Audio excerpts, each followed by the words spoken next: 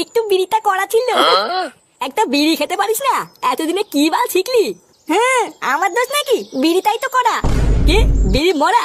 আমি তো প্রতিদিনই খাই, কই আমার তো হয় না। তোর না, তোরও হয় দেখ গিয়ে, তুই বুঝতে পারিস না। না, তোর দ্বারা বিড়ি খাওয়া হবে না, আমাকেই শেখাতে হবে দেখছি। দেখ দেখ, এইভাবে খেতে হয় বুঝলি তো। ও বাড়া, ঘরের পিছনে বসে বসে তাহলে এই হচ্ছে? দাঁড়া দেখাচ্ছি মজা। বাবা, ও বাবা, এই কি হয়েছে রে? তাড়াতাড়ি এদিকে আসো। কি হয়েছে নাকি? সারের মতন তো চিল্লাচ্ছিস কেন? আমার সাথে একটু ঘরের পিছনে চলো তো। কি ঘরের পিছনে? কেন হঠাৎ ঘরের পিছনে যাবো কেন? আরে চলোই না, একটা জিনিস দেখাবো।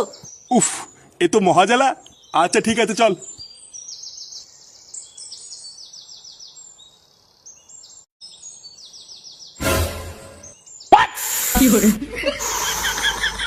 এই দেখো, আমার কথা তো আর বিশ্বাস করো না, এবার নিজের চোখেই দেখো।